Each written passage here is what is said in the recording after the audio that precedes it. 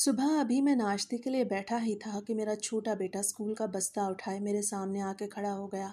उसने आहिस्ता से कहा, अब्बू, आज फीस जमा ना हुई तो सर ने कहा है कल से क्लास में नहीं बैठने देंगे।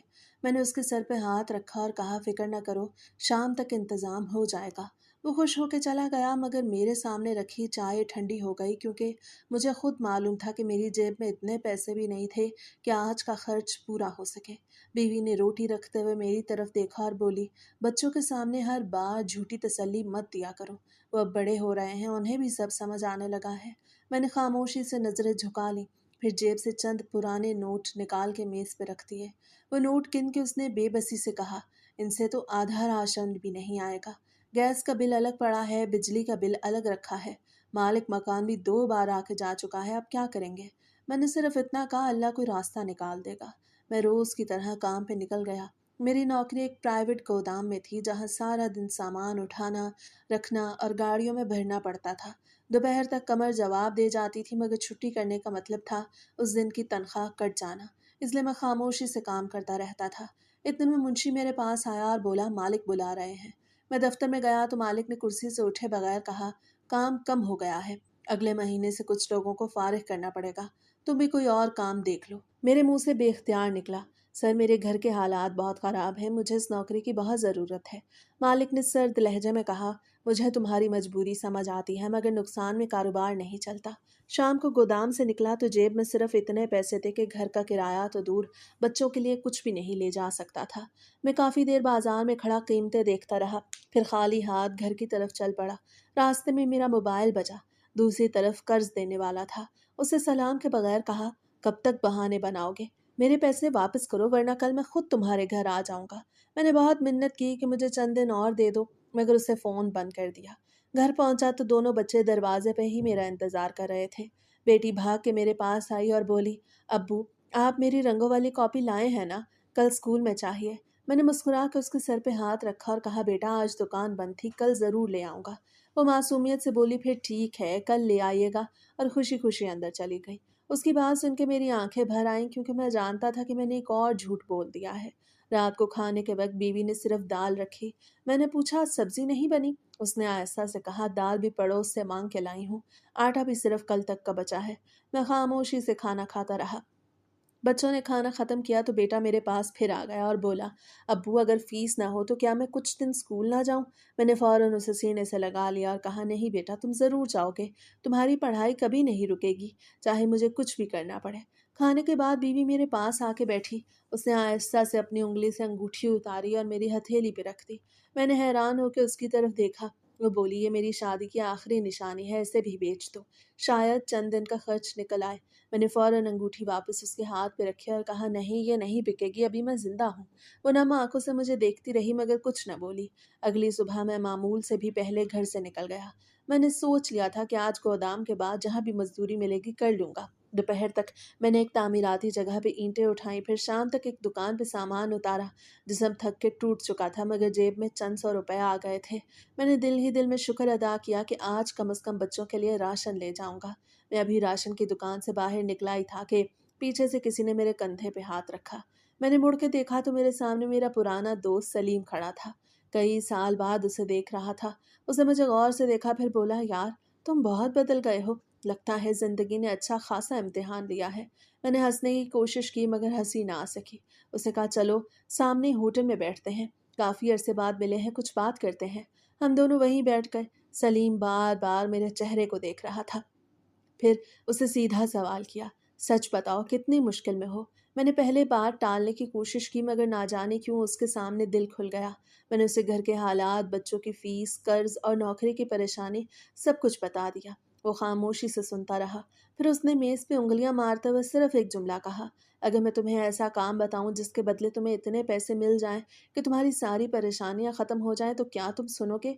मैंने हैरत से उसकी तरफ देखा, मगर उसके चेहरे से समझ नहीं आ रहा था कि वो मजाक कर रहा है या वाकई कोई ऐसी बात जानता है जो मेरी पूरी जिंदगी बदल सकती है। मैंने सलीम की तरफ देखा और हल्की सी मुस्कुराहट के साथ कहा, अगर इतनी आसानी से इतने पैसे मिलते तो आज हर गरीब अमीर होता। सलीम ने भी मुस्कुरा के कहा, मैं जानता था तुम यही कहोगे, लेकिन मैं मजाक नहीं कर रहा। میں نے چائے کا آخری گھونٹ پیا اور کہا پہلے یہ تو بتاؤ کام کیا ہے؟ اسے فوراً سر ہلا دیا اور بولا ابھی نہیں، وقت آنے پہ بتاؤں گا۔ پہلے تم صرف یہ بتاؤ کہ اگر کوئی کام قانون کے خلاف نہ ہو اور کسی کا نقصان بھی نہ ہو تو کیا تم کرو گے؟ میں نے کہا میں ساری زندگی محنت کرتا آیا ہوں، حرام کا ایک روپیہ بھی نہیں چاہتا۔ سلیم نے کہا بس یہی بات یاد رکھنا۔ پھر وہ اٹھا اور جاتے جاتے اپنا نمبر دے گیا۔ میں رات کو گھر پہنچا تو بیوی نے میرے سامنے خالی دوائیوں کی شیشیاں رکھ دیں اور بولی ابو کی دوائی آج ختم ہو گئی ہے، ڈاکٹر نے کہا ہے ایک دن بھی ناغہ نہیں کرنا۔ میں نے دوائیوں کا خالی پیکٹ ہاتھ میں لیا اور خاموش ہو گیا۔ ابو اندر چارپائی پہ لیٹے کھانس رہے تھے۔ میں ان کے پاس جا کے بیٹھ گیا۔ انہوں نے میری طرف دیکھا اور بولے بیٹا میری دوائی کی فکر نہ کرنا، پہلے بچوں کا خرچ پورا کرو۔ میں نے زبردستی ہنس کے کہا آپ جلدی ٹھیک ہو جائیں پھر سب ٹھیک ہو جائے گا، مگر میری آواز میں خود میرا یقین بھی نہیں تھا۔ صبح میں بچوں کو اسکول چھوڑنے گیا۔ راستے میں بیٹے نے کہا ابو میرے سارے دوست نئے جوتے پہن کے آتے ہیں، میرے جوتے بھی پھٹ گئے ہیں۔ میں نے اس کے جوتوں کی طرف دیکھا، واقعی آگے سے کھل چکے تھے۔ میں نے کہا جمعے کو لے دیں گے۔ اسے خوش ہو کے میرا ہاتھ پکڑ لیا۔ مجھے معلوم تھا کہ جمعہ آنے تک بھی میرے حالات شاید نہ بدلیں۔ اس دن مزدوری کر کے جیسے ہی میں گھر پہنچا بیٹی دوڑتی ہوئی آئی اور بولی ابو آج اسکول میں کہا گیا ہے اگلے ہفتے اینول فنکشن ہے، مجھے بھی حصہ لینا ہے، سب بچوں نے نئے کپڑے لیے ہیں، آپ میرے لیے بھی لے آئے نا۔ میں چند لمحے خاموش رہا، پھر اس کے سر پہ ہاتھ رکھ کے کہا ضرور لے آؤں گا، میری بیٹی سب سے اچھی لگے گی۔ وہ خوش ہو کے اندر بھاگ گئی اور میں دروازے پہ ہی کھڑا رہ گیا۔ رات کو جب بچے سو گئے تو بیوی میرے پاس آ کے بیٹھی۔ اس نے آہستہ سے کہا ایک بات پوچھوں؟ برا تو نہیں مانو گے؟ میں نے کہا پوچھو۔ وہ بولی اگر میں بھی کسی گھر میں صفائی یا کھانا پکانے کا کام کر لوں تو شاید کچھ مدد ہو جائے۔ میں نے فوراً کہا نہیں میں نہیں چاہتا۔ وہ بولی پھر اور کیا کریں، ہر روز کسی نہ کسی سے جھوٹ بولنا پڑتا ہے، کبھی بچوں سے، کبھی مالک مکان سے، کبھی قرض والوں سے۔ میں خاموش بیٹھا رہا کیونکہ میرے پاس اس بات کا کوئی جواب نہیں تھا۔ اگلے دن میں بھٹے سے فارغ ہو کے ایک اور جگہ مزدوری کرنے چلا گیا۔ رات کافی دیر سے گھر لوٹا تو گلی کے باہر ہی مالک مکان کھڑا تھا۔ اس نے مجھے دیکھتے ہی کہا 3 مہینے کا کرایہ ہو گیا ہے، اب اگلے ہفتے تک پیسے نہ دیے تو گھر خالی کر دینا۔ میں نے بہت درخواست کی مگر وہ یہی کہتا رہا کہ میں بھی کسی کو جواب دیتا ہوں، تمہاری وجہ سے میرا بھی نقصان ہو رہا ہے۔ وہ چلا گیا تو میں کافی دیر دروازے کے باہر کھڑا رہا، اندر جانے کی ہمت نہیں ہو رہی تھی۔ گھر کے اندر آیا تو بیوی نے میرے چہرے کی طرف دیکھا اور بغیر کچھ پوچھے پانی کا گلاس دے دیا۔ شاید وہ سمجھ گئی تھی کہ آج بھی کوئی نئی پریشانی ساتھ آئی ہے۔ میں خاموشی سے چارپائی پہ بیٹھ گیا۔ اتنے میں میرا موبائل بجا، سلیم کا فون تھا۔ اسے کہا کل دوپہر کو مجھ سے ضرور ملنا، بہت ضروری بات کرنی ہے۔ میں نے کہا اگر مزدوری سے چھٹی نہ ملی تو؟ اسے بات کاٹتے ہوئے کہا 1 گھنٹہ نکال لینا، شاید یہ ملاقات تمہاری زندگی بدل دے۔ اگلے دن میں وقت پہ اس کے پاس پہنچ گیا۔ وہ پہلے سے میرا انتظار کر رہا تھا۔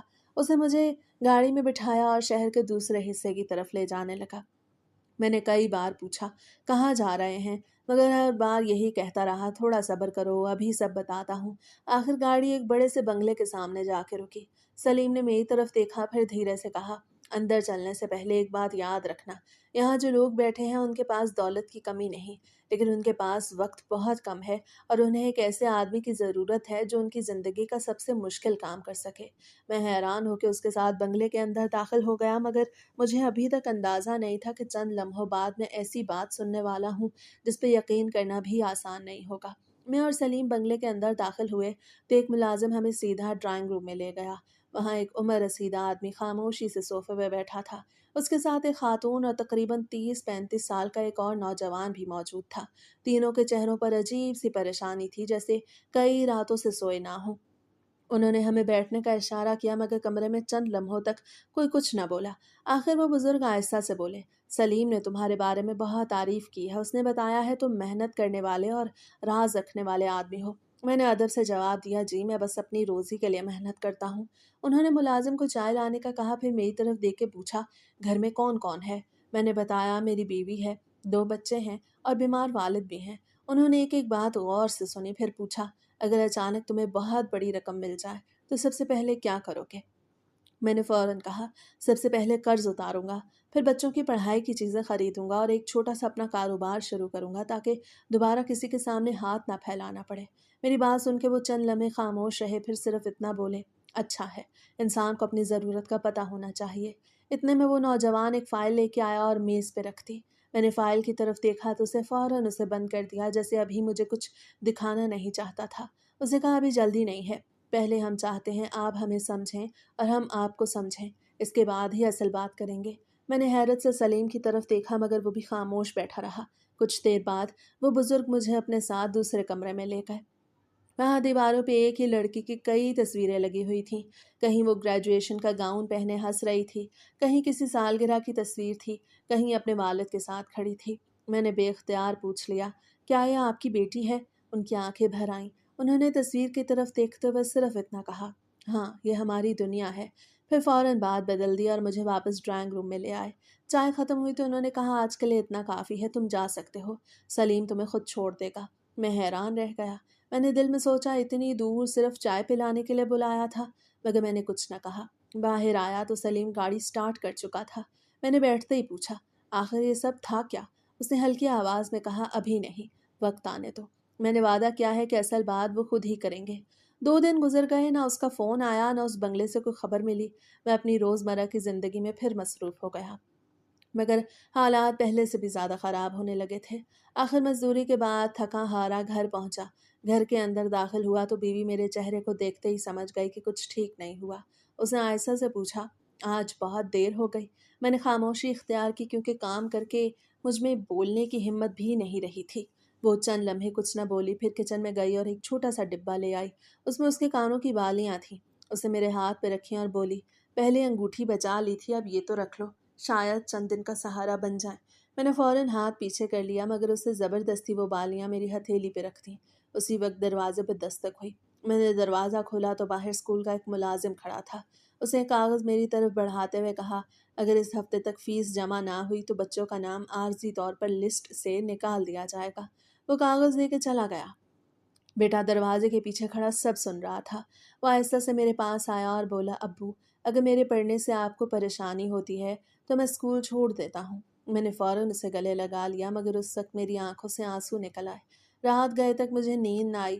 میں بار بار سوچتا رہا اب کیا ہوگا۔ اسی بے چینی میں میرا موبائل بجا۔ اسکرین پہ سلیم کا نام تھا۔ میں نے فوراً فون اٹھایا، اسے صرف ایک جملہ کہا، کل صبح تیار رہنا، اس بار وہ لوگ تمہیں خالی ہاتھ واپس نہیں بھیجیں گے۔ اصل بات اب شروع ہونے والی ہے۔ اگلی صبح میں وقت سے پہلے ہی تیار ہو کے بیٹھ گیا تھا۔ رات بھر ایک لمحے کے لیے بھی نیند نہیں آئی۔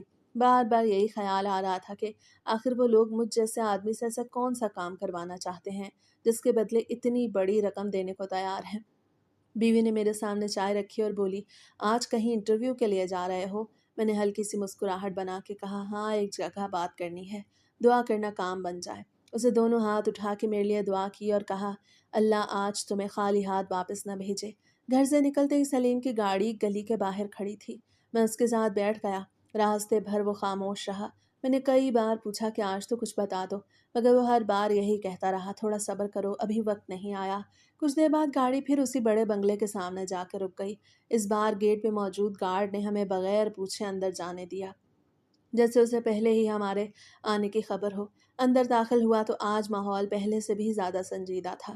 وہی بزرگ آدمی صوفے پہ بیٹھے تھے، مگر اس بار ان کے ساتھ 2 اور لوگ بھی موجود تھے۔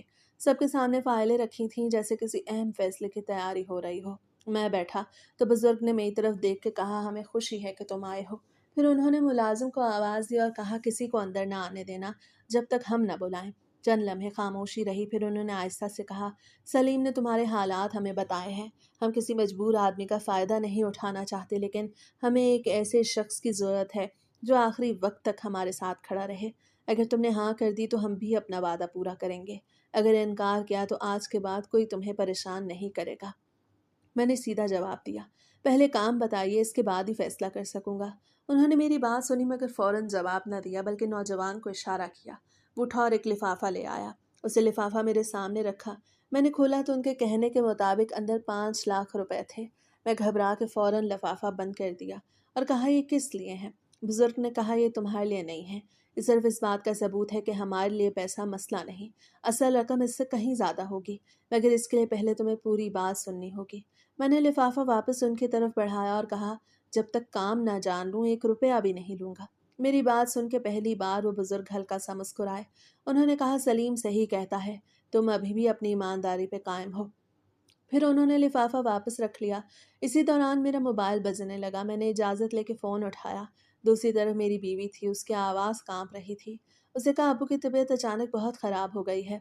मोहल्ले के डॉक्टर ने कहा है उन्हें फ़ौरन अस्पताल ले जाओ। मैंने परेशानी से पूछा, पैसे कितने चाहिए? उसे रोते हुए कहा, पहले दाखिल तो कराएं, फिर इलाज शुरू होगा। मैंने कहा, मैं आ रहा हूँ, और फ़ोन बंद कर दिया। मैं फ़ौरन उठने लगा तो बुज़ुर्ग ने पूछा, क्या हुआ? मैंने सारी बात बता दी। उन्होंने एक लम्हा भी ज़ाया न किया। उन्होंने मेज़ की दराज खोली और एक लिफाफा मेरे हाथ पे रखते हुए कहा, इसमें कुछ रकम है, पहले अपने वालिद को अस्पताल ले जाओ। ये कर्ज नहीं और ना ही इस काम की कीमत है। इसे सिर्फ इंसानियत समझ के रख लो। जब फुर्सत हो तब वापस आ जाना। मैंने लिफाफा खोला तो उसमें इतनी रकम थी कि अब्बा का इलाज भी हो सकता था और कई दिन का खर्च निकल सकता था। मेरे हाथ कांपने लगे। मैंने कहा, नहीं, मैं ये नहीं ले सकता। उन्होंने नरमी से कहा, अगर आज तुम ये रकम ना ले गए तो शायद तुम्हारे वालिद का इलाज भी ना हो सके। बाकी फैसला बाद में कर लेना। मैं सीधा घर पहुंचा, अब्बू को ले जाकर अस्पताल दाखिल कराया। डॉक्टर ने इलाज शुरू कर दिया। शाम तक उनकी हालत कुछ बेहतर हुई तो मैंने सुकून का सांस लिया। बीवी ने हैरत से पूछा, इतने पैसे कहाँ से आए? मैंने बात टालते हुए कहा, एक जानने वाले ने मदद की है। वो कुछ देर मुझे देखती रही, मगर मजीद कुछ न पूछा। रात को जब हम घर वापस आए तो बच्चों ने दौड़ के अब्बू को गले लगा लिया। बेटा खुशी से बोला, अब्बू अब दादा जान ठीक हो जाएंगे ना? मैंने कहा, इंशाल्लाह सब ठीक हो जाएगा। लेकिन दिल के अंदर अजीब बेचैनी थी, क्योंकि मैं जानता था कि ये सुकून मुफ्त में नहीं आया। अगले दिन सुबह सलीम खुद मेरे घर आ गया। उसने मुझे बाहर चलने का इशारा किया। हम गली के कोने तक गए तो उसने मेरी आंखों में देख के कहा, अब इन लोगों के पास छुपाने के लिए ज़्यादा वक्त नहीं बचा। वो चाहते हैं कल तुम आखिरी बार उनसे मिलो। इस मुलाकात के बाद या तो तुम हमेशा के लिए इनकार कर दो या फिर तुम्हारी ज़िंदगी का रुख बदल जाएगा। मैंने गहरी सांस ली और सिर्फ इतना पूछा, आखिर ऐसा कौन सा काम है जिसके लिए एक अमीर ख़ानदान इतना बेचैन है? सलीम ने पहली बार मेरी तरफ संजीदगी से देखा, मगर फिर भी असल बात ना बताई। उसे सिर्फ इतना कहा कि कल जब वो दरवाज़ा खोलेगा तो तुम्हें खुद फैसला करना होगा कि तुम अंदर कदम रखना चाहते हो या हमेशा के लिए वापस मुड़ जाना चाहते हो। अगले दिन मैं मुकर्ररा वक्त पे फिर उसी बंगले में पहुंच गया। इस बार न चाय आई न रस्मी बातें हुई। सलीम मुझे सीधा ऊपर वाले कमरे ले गया, जहां वही बुजुर्ग आदमी, उनकी बेगम और वो नौजवान खामोश बैठे थे। कमरे का दरवाज़ा अंदर से बंद कर दिया गया, जैसे वो किसी बात को हर कीमत पर बाहर नहीं जाने देना चाहते थे। बुजुर्ग ने मेरी तरफ देखा और कहा, आज हम तुम्हें हर बात सच सच बता देंगे, लेकिन इसके बाद तुम यहाँ से सिर्फ दो फैसलों में से एक फैसला लेके निकलोगे, या हमेशा के लिए इनकार या फिर हमेशा के लिए खामोशी। उन्होंने मेज़ पे एक मोटी फाइल रखी और मेरे सामने खोली। अंदर जायदाद के कागजात, वसीयत की नकल और कुछ कानूनी कागज़ थे। मैं कुछ समझ नहीं पा रहा था। बुजुर्ग ने कागज़ मेरी तरफ बढ़ाते हुए कहा, इस सारी जायदाद हमारी बेटी के नाम होनी थी, लेकिन वसीयत में एक शर्त है कि जायदाद सिर्फ इसी सूरत में मुंतकिल होगी जब वो शादीशुदा होगी। अगर ऐसा ना हुआ तो सब कुछ एक ट्रस्ट के पास चला जाएगा। मैंने हैरत से पूछा, फिर मसला क्या है? आप उसकी शादी करें। वो तीनों एक दूसरे की तरफ देखने लगे, मगर किसी ने जवाब न दिया। कमरे में चंद लम्हे ऐसी खामोशी रही कि मेरी बेचैनी बढ़ने लगी। आखिर मैंने दोबारा पूछा, आखिर आप लोग मुझसे चाहते क्या हैं? बुजुर्ग ने गहरी सांस ली और बोले, असल बात सुनने के बाद अगर तुम उठ के चले जाओ तो भी हम तुम्हें नहीं रोकेंगे, लेकिन इससे पहले एक वादा करो कि यहाँ जो कुछ सुनोगे वो इस कमरे से बाहर किसी को नहीं बताओगे। मैंने चंद लम्हे सोचा, फिर कहा, मैं वादा करता हूँ। इतने में वो नौजवान उठा और बोला, आप मेरे साथ आइए। मैं उसके साथ पीछे चल दिया। वो मुझे बंगले के एक पिछले हिस्से में ले गया, जहाँ एक मजबूत लोहे का दरवाज़ा था। उसे जेब से चाबी निकाली, मगर दरवाज़ा खोलने से पहले मेरी तरफ देखा और आहिस्ता से कहा, जो मंजर अब आप देखने वाले हैं, इसके बाद आपको समझ आ जाएगा कि हमने आपको यहाँ क्यों बुलाया है। मेरी धड़कन तेज हो गई। मैं खामोश खड़ा रहा। उसने आहिस्ता आहिस्ता दरवाजे का लॉक खोलना शुरू किया। दरवाज़ा खुला तो मैं आहिस्ता आहिस्ता अंदर गया। कमरे के अंदर अजीब सी खामोशी थी। सामने बर्फ से ठंडा एक खास शीशे का बॉक्स रखा था। मैं भी कुछ समझने की कोशिश कर ही रहा था कि वो नौजवान आगे बढ़ा। उसने कपड़ा हटा दिया। मेरी नज़र जैसे ही अंदर पड़ी, मेरे कदम वहीं जम गए। मेरी सांस रुक गई और मेरे मुंह से बेख्तियार निकला, ये क्या है? मेरे सामने एक नौजवान लड़की की मैयत पड़ी थी। उसके चेहरे पे ऐसा सुकून था जैसे वो सो रही हो। मैं कई लम्हों तक बोल ही न सका। फिर एकदम पीछे हट गया और कांपती हुई आवाज़ में कहा, तुम लोग मुझे यहाँ क्यों लाए हो? इतने में वो बुजुर्ग भी कमरे में आ गए। उनकी बेगम की आंखें मुसलसल रो रही थीं। बुजुर्ग ने मैयत की तरफ देख कर आहिस्ता से कहा, यह हमारी बेटी हिना है। एक हादसे में इसकी मौत हो गई। मेरे मुंह से सिर्फ इतना निकला, इन्ना लिल्लाहि व इन्ना इलैहि राजिऊन। फिर मैंने कहा, अल्लाह उन्हें जन्नत दे। लेकिन मुझे यहाँ लाने का इससे क्या ताल्लुक है? बुजुर्ग ने कुर्सी पे बैठते हुए कहा, ताल्लुक है, और बहुत गहरा ताल्लुक है। उन्होंने चंद लम्हे खामोश रह के अपनी बात शुरू की। हिना मेरे बड़े भाई की बेटी थी। उसके माँ बाप का इंतकाल बचपन में हो गया था।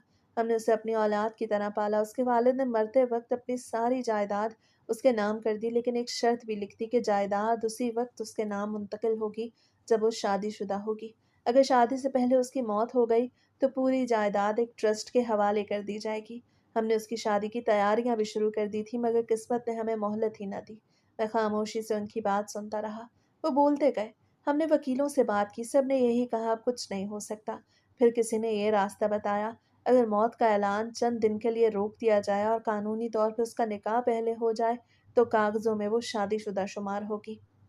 इसके बाद हादसाती मौत का ऐलान कर दिया जाएगा और जायदाद हमारे खानदान के पास रहेगी।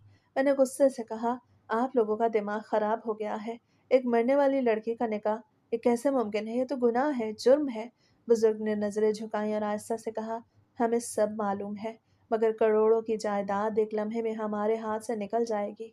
हमने पूरी जिंदगी ये सब संभाला है। मैं फौरन मुड़ा और दरवाजे की तरफ चलने लगा।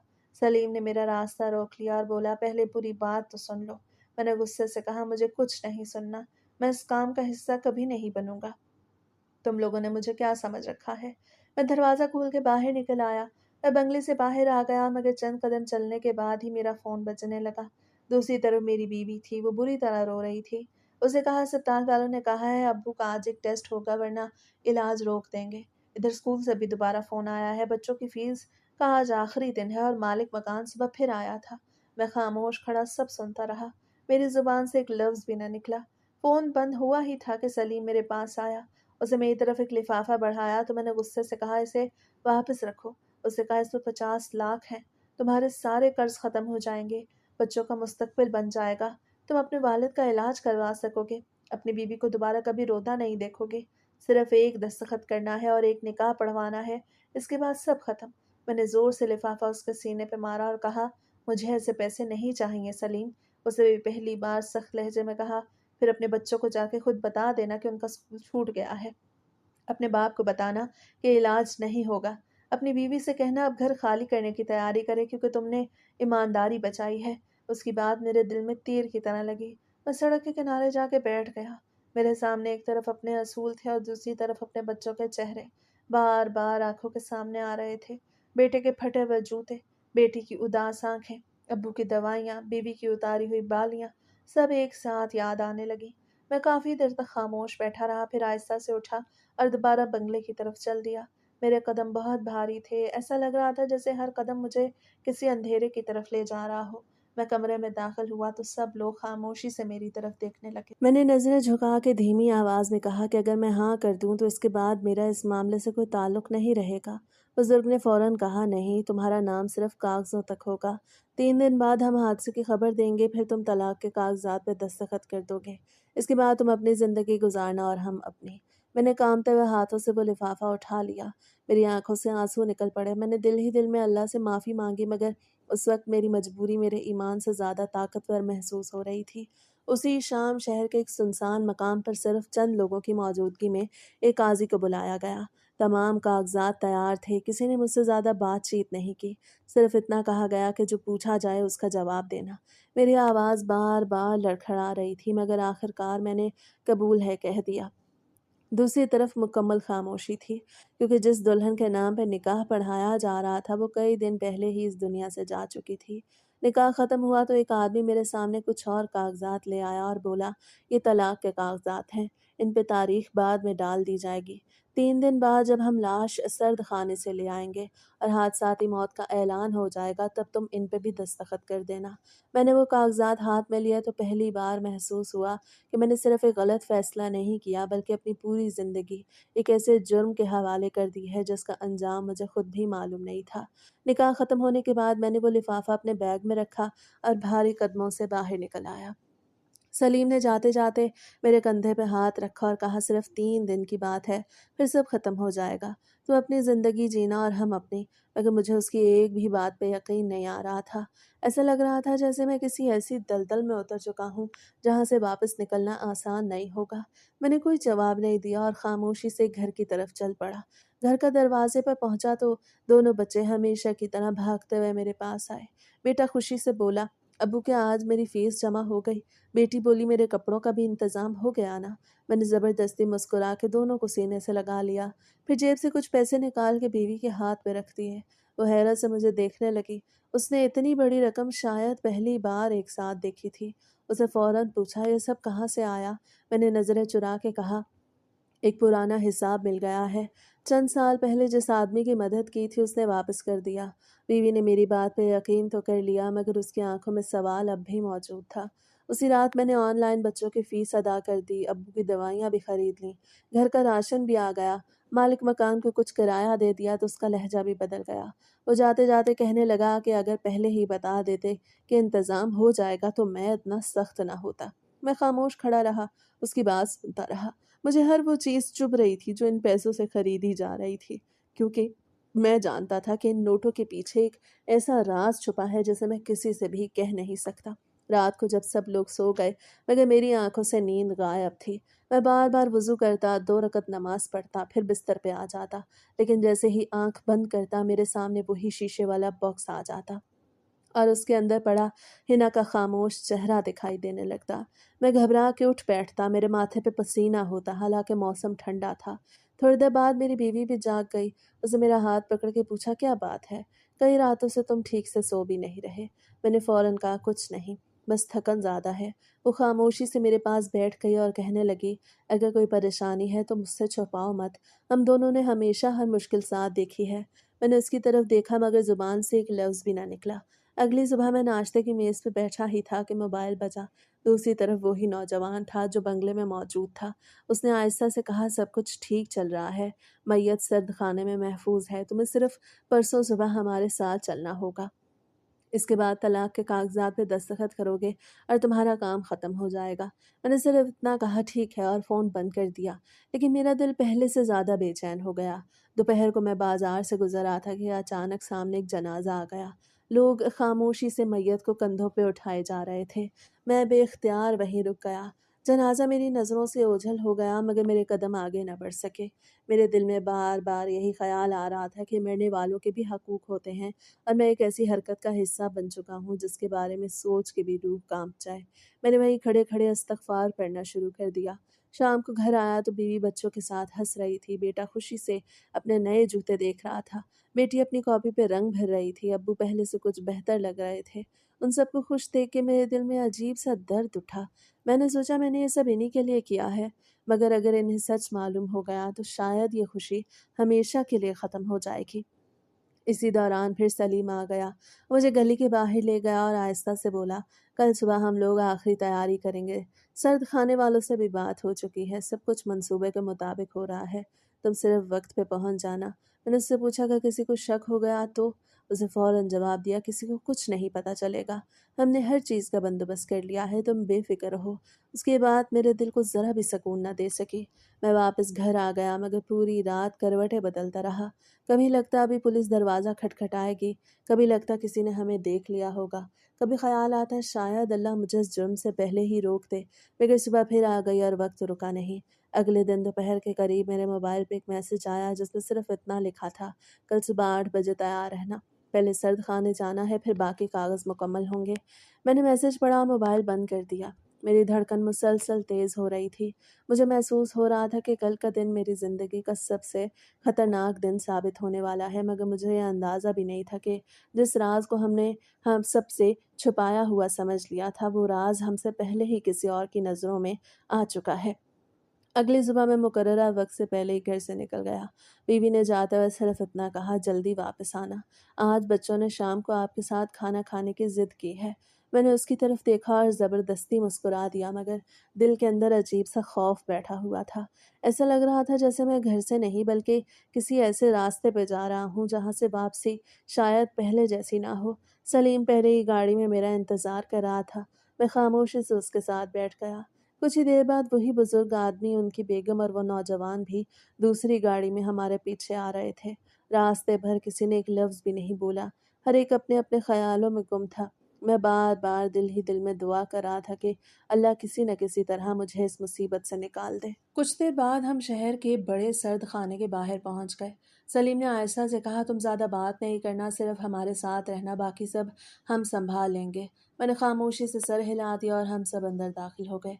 काउंटर पर बैठे हुए मुलाजिम ने बुजुर्ग को पहचान लिया, उससे रजिस्टर खोला और चंद लम्हे उसमें कुछ देखता रहा। फिर बोला, एक मिनट, आप लोग यहीं रुके, मैं अभी आता हूँ। वो अंदर चला गया। हम सब खामोश खड़े रहे। मेरे दिल की धड़कन पहले से भी तेज हो गई। चंद मिनट बाद एक और अफसर बाहर आया। उसे रजिस्टर देखा, फिर बहुत ही हमारी तरफ हैरानगी से देखने लगा। उसने कहा, आप लोग किस मैयत के लिए आए हैं? बुजुर्ग ने धीरे से हिना का पूरा नाम बताया। अफसर ने दोबारा रजिस्टर देखा, फिर उसके चेहरे का रंग बदल गया। उसे फौरन एक मुलाजिम को आवाज़ दी और कहा, 3 नंबर वाला कोल्ड रूम खोलो। हम सब उसके पीछे चलने लगे।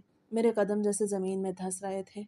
कोल्ड रूम का दरवाज़ा खोला गया। अंदर कतार से कई बॉक्स रखे थे। मुलाजिम सीधा एक मखसूस जगह पे गया, मगर अगले ही लम्हे वो चौंक के रुक गया। उसे दोबारा नंबर देखा, फिर पूरी जगह गौर से देखी। उसके बाद वो तेज़ी से बाहर निकल आया। अफसर ने सख्त लहजे में पूछा, क्या हुआ? मुलाजिम घबराई हुई आवाज़ में बोला, सर, यहाँ तो मैयत मौजूद नहीं है। इस सुनते ही बुजुर्ग के हाथ से फाइल ज़मीन पे गिर गई। उनकी बेगम ने बेख्तियार चीख मारी और नौजवान फौरन आगे बढ़ा और खुद हर बॉक्स देखने लगा। मगर चंद मिनट बाद वो भी परेशान होकर बाहर आ गया। उसे कहा, नहीं सर, यहाँ वाकई कुछ नहीं है। मेरे जिस्म से जैसे जान निकल गई। मैंने सलीम की तरफ देखा, उसका चेहरा भी जर्द पड़ चुका था। वो बार बार कह रहा था, ये मुमकिन नहीं है, हमने खुद यहाँ रखा था, ये कैसे हो सकता है? सर्द खाने का अफसर गुस्से में आ गया। उसने फौरन अपने तमाम मुलाजमीन को बुला लिया। सबसे एक एक करके सवाल होने लगे, मगर हर शख्स यही कह रहा था कि किसी ने कोई मैयत बाहर नहीं निकाली। रजिस्टर में भी किसी किस्म की एंट्री मौजूद नहीं थी। वो नौजवान गुस्से से चिल्लाने लगा, तुम लोगों ने हमारी मैयत खराब कर दी है, तुम सब जिम्मेदार हो। अफसर ने भी सख्त लहजे में जवाब दिया, हम पे इल्ज़ाम लगाने से पहले अपनी ज़ुबान संभालो। यहाँ हर चीज़ का रिकॉर्ड होता है। कोई मैयत यूं गायब नहीं हो सकती। कमरे के अंदर शोर बढ़ता जा रहा था। कोई रजिस्टर देख रहा था, कोई फ़ोन पे किसी से बात कर रहा था, कोई सीसीटीवी का जिक्र कर रहा था। मैं कोने में खामोश खड़ा सिर्फ ये सब देख रहा था। मेरी टांगें कांप रही थी, दिल बार बार कह रहा था कि अब कुछ बहुत बुरा होने वाला है। इतने में सर्द खाने का अफसर अचानक खामोश हो गया। उसने रजिस्टर बंद किया और हमारी तरफ गौर से देखा। फिर अपने एक मुलाजिम से आहिस्ता से कुछ कहा। मुलाजिम फौरन तेजी से बाहर चला गया। चंद लम्हों बाद दूर से कई गाड़ियों के रुकने की आवाज़ आई। सलीम ने खिड़की से बाहर झांका तो उसके चेहरे का रंग एकदम उड़ गया। उसने घबरा के मेरी तरफ देखा, मगर कुछ बोला नहीं। अगले ही लम्हे सर्द खाने का मरकजी दरवाज़ा खुला और कई पुलिस एहलकार तेज़ी से अंदर दाखिल हुए। उनके दरमियान एक अफसर भी था जिसके हाथ में एक फ़ाइल थी। उसने अंदर आते ही एक नज़र हम सब पे डाली और फिर सीधा बुजुर्ग आदमी की तरफ बढ़ने लगा। मैंने पहली बार महसूस किया कि शायद यह सब सिर्फ एक गुमशुदा लाश का मामला नहीं था, बल्कि कोई ऐसा राज सामने आने वाला था जिसने हम सबको एक ही लम्हे में मुजरिम बना दिया था। पुलिस अफसर सीधा बुजुर्ग आदमी के सामने आके रुका। फिर उसने अपनी फाइल खोली और नहायत पुरसकून लहजे में कहा, आप लोग जिस मैयत को लेने आए हैं वो यहाँ नहीं है। बुजुर्ग घबरा के बोले, हमें भी यही बताया जा रहा है, आखिर वो गई कहाँ? पुलिस अफसर ने उनकी आंखों में देखते हुए कहा, वो कहीं गई नहीं, बल्कि 3 दिन पहले हमारी तहवील में ले ली गई थी। ये सुनते ही सब एक दूसरे का चेहरा देखने लगे। किसी के मुंह से एक लफ्ज़ ना निकला। मेरे हाथ पांव ठंडे हो चुके थे। वो नौजवान गुस्से से बोला, आप लोगों ने किस हक से हमारी मैयत उठाई? पुलिस अफसर ने फौरन जवाब दिया, उस हक से जो कानून हमें देता है। सर्द खाने के एक मुलाजिम को शक हुआ था कि एक नौजवान लड़की के मैयत को जानबूझकर गैर मामूली मुद्दत तक रखा जा रहा है और घर वाले मौत का इंदराज भी नहीं करा रहे। उसे खुफिया इतला दी। हमने खामोशी से तहकीकात शुरू की। मैयत को सबूत के तौर पर अपनी तहवील में ले लिया और इसके बाद आप सबकी निगरानी करते रहे। बुजुर्ग की बेगम रोते हुए कुर्सी पर बैठ गई। नौजवान ने भागने की कोशिश की, मगर 2 पुलिस एहलकारों ने फौरन उसे पकड़ लिया। सलीम के चेहरे से भी रंग उड़ चुका था। मैं वहीं खड़ा कांप रहा था। मुझे महसूस हो रहा था जैसे मेरे कदमों के नीचे से ज़मीन निकल गई हो। पुलिस अफसर ने फाइल से चंद तस्वीरें निकाल के मेज़ पे रख दी। एक तस्वीर में वही शीशे वाला बॉक्स था दूसरी में बंगले के अंदर होने वाली मुलाकात की तस्वीर। फिर उसने एक कागज़ उठाया और मेरी तरफ देख के कहा, और ये वो निकाहनामा है जो आप लोगों ने गैर कानूनी तरीके से तैयार करवाया था। हमारे पास इसकी एक वीडियो भी मौजूद है। तलाक के वो कागजात भी मिल गए हैं जिन पे बाद में तारीख डालनी थी। अब किसी के इनकार से कोई फ़र्क नहीं पड़ेगा। ये सुन के बुजुर्ग आदमी ने दोनों हाथ जोड़ दिया और बोले, हमने किसी का हक नहीं मारा। हम सिर्फ अपनी बेटी की जायदाद अपने ख़ानदान में रखना चाहते थे। पुलिस अफसर ने सख्त लहजे में कहा, जायदाद बचाने के लिए कानून नहीं तोड़ा जा सकता। मुर्दा इंसान के नाम पे जाली निकाह करना, रिकॉर्ड छुपाना, सरकारी दस्तावेजात में धोखा देना सब जुर्म है। इतने में एक एहलकार मेरे सामने आके खड़ा हो गया। उसे कहा, आप भी हमारे साथ चलें। मैंने रोते हुए कहा, मैंने ये सब अपनी खुशी से नहीं किया। मेरे बच्चे भूखे थे, मेरे वालिद बीमार थे, मेरे पास कोई रास्ता नहीं था। पुलिस अफसर ने मेरी बात खामोशी से सुनी, फिर बोला, तुम्हारी मजबूरी अपनी जगह, लेकिन तुमने जुर्म में साथ दिया। अगर तुम उसी दिन पुलिस के पास आ जाते तो शायद आज तुम खुद गवाह होते, मुजरिम नहीं। मुझे हथकड़ी लगा दी गई। मैंने एक लम्हे के लिए अपनी बीवी और बच्चों का चेहरा याद किया। मेरी आंखों से आंसू बहने लगे। मैं सोच रहा था, जिन लोगों के बेहतर मुस्तकबिल के लिए मैंने यह कदम उठाया था, अब उन्हीं के सामने मैं मुजरिम बन के जाऊंगा। चंद दिन बाद अदालत ने सबके बयानात सुने, तमाम सबूत देखे और आखिरकार फैसला सुना दिया गया। बुजुर्ग आदमी, उनकी बेगम, उनका भतीजा सलीम और मैं सबको मुख्तलिफ मुद्दत की कैद की सज़ा सुनाई गई। अदालत से बाहर निकलते वक्त मैंने एक बार फिर आसमान की तरफ देखा और दिल ही दिल में अल्लाह से माफ़ी मांगी, क्योंकि मुझे अब समझ आ चुकी थी कि गलत रास्ते पे उठाया गया एक कदम इंसान की पूरी ज़िंदगी बदल देता है। जेल में कई रातें ऐसी गुजरी जब मुझे अपने बेटे की वो बात याद आती कि अब्बू, अगर फ़ीस ना हो तो मैं स्कूल छोड़ देता हूँ। मुझे अपनी बेटी की मुस्कुराहट याद आती जब वो नए कपड़े मांग रही थी। मुझे अपनी बीवी की वो अंगूठी याद आती जो वो बेचने के लिए तैयार हो गई थी। अगर मैं उस दिन सब्र करता, अगर मैं एक जुर्म के बजाय एक और दिन मेहनत कर लेता, तो शायद मेरे बच्चे आज एक कैदी के बच्चे न कहलाते। कुछ अरसे बाद मुझे मालूम हुआ कि अदालत ने वो जायदाद भी ख़ानदान के हवाले नहीं की, बल्कि वसीयत के मुताबिक ट्रस्ट के सुपुर्द कर दी, ताकि इससे यतीम बच्चों की तालीम और इलाज का खर्च चल सके। खबर सुनकर मैं देर तक खामोश बैठा रहा। जिस दौलत को बचाने के लिए इतना बड़ा गुनाह किया गया, वो किसी के हाथ ना आ सकी, और जिन लोगों ने लालच किया वो सब अपनी आज़ादी भी खो बैठे। आज भी जब मैं जेल की कोठरी में बैठ के अपनी ज़िंदगी को याद करता हूँ, तो यही बात समझ आती है। इंसान को कभी भी अपनी मजबूरी को गुनाह का बहाना नहीं बनाना चाहिए, क्योंकि हराम रास्ते से आने वाला पैसा चंद दिन की खुशी ज़रूर दे सकता है, मगर इसका अंजाम हमेशा इज्जत, आज़ादी और सुकून छीन लेता है। और कानून से बचने की कोशिश करने वाला आखिरकार कानून के सामने ही खड़ा होता है। यही मेरी ज़िंदगी का सबसे बड़ा सबक था। 2 साल बाद मुझे तो रिहा कर दिया गया और मैं फिर से वही मज़दूरियाँ करता रहा, मगर वो लोग अब भी कैद में थे, क्योंकि सारा मंसूबा उनका था। कितने दिन तो मैं अपने बीवी बच्चों से नज़रें ही नहीं मिला पाया था, मगर फिर आहिस्ता-आहिस्ता सब ठीक हो गया, क्योंकि मैंने दिल से तौबा कर ली थी।